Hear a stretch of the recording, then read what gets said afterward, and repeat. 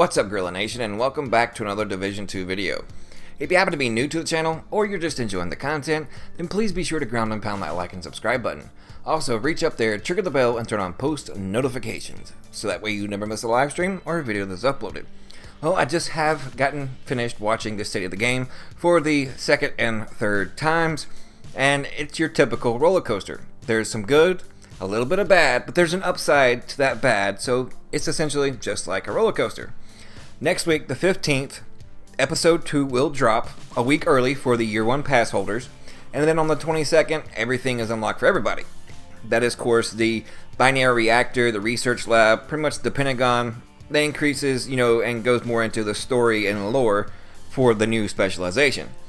But the new specialization will basically be handed to the year 1 pass, but have no fear, even on the 15th, you'll be able to do those classified assignments in order to go ahead and start progressing to be able to unlock that new specialization, even on the 15th, even if you do not have the year 1 pass. The year 1 pass holders just gets the 2 new missions, and of course the Pentagon, the embassy crash site, things of that nature a week early. But moving on, also the new conflict map, Worf. No, not the guy from Star Trek, but the actual map, Worf. And then the downside of I guess the whole downside of the whole state of the game, the only downside would be that there is no raid this year. It'll be postponed till sometime next year, probably mid-January, right after the first of the year. This is a little bit of downside, but there's an upside if you just look at it, the cup is half full.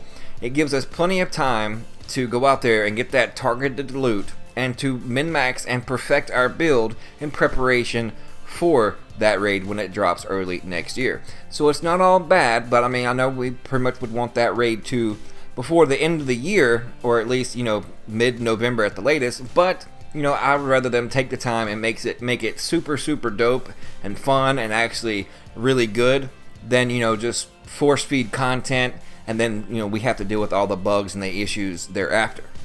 And then of course the main thing is the new specialist. And I try to pause the frames here and there to try to get everything, all the information I initially could out of it when they were going over the skill tree. And so far, this is what I been able to dig out.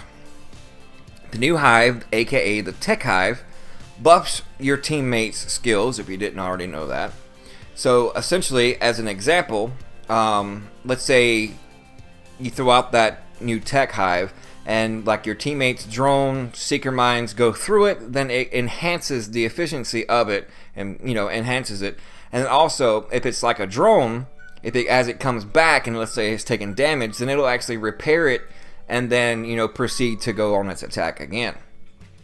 Also, for the agent that's utilizing the specialist, the tactician, then while in its backpack and holstered position, that you can yourself send out a drone with it still on your back, and even if it takes damage, when it comes back to you, it will have pretty much the same effect.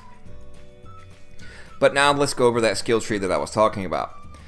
So, within 5 meters, your teammates will be immune to shock and disrupt, which is that's coming in handy.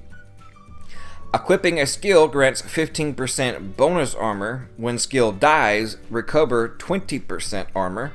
It's on the skill tree. There is a choice between 10% damage or 10% healing on the new skill tree. And you get 50% pulse resistance. Of course, the EMP grenade. The mod that increases the radius of your hide. Destroying hostile skill proxies, drones, robotics adds 3 special ammo for that nifty P017 rocket launcher, the laser targeted one. 50% skill power. And then the other one that I was able to come across was armor kit is applied to allies' skills.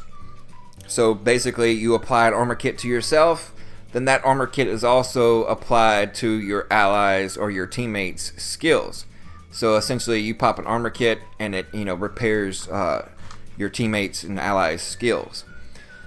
So it wasn't exactly the greatest, but you know, I am optimistic and always look at the cup as being half full instead of half empty. So there's going to be a lot of intriguing builds to come about next week, and I am going to hit the ground running because I already have a bunch of ideas.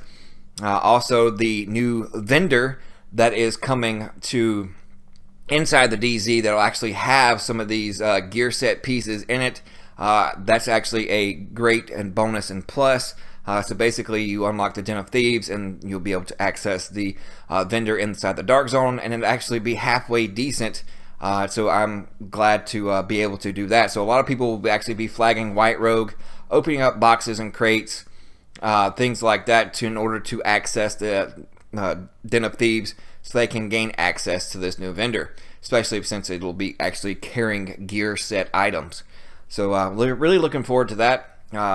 It's really early for me here, so that is why I've still not quite woken up yet, so I apologize for my speech, but thank you all so much for tuning in. Appreciate you. We're still on that road to 10K, and hopefully eventually we'll get there with your help. Appreciate you all. We'll see you a bunch later.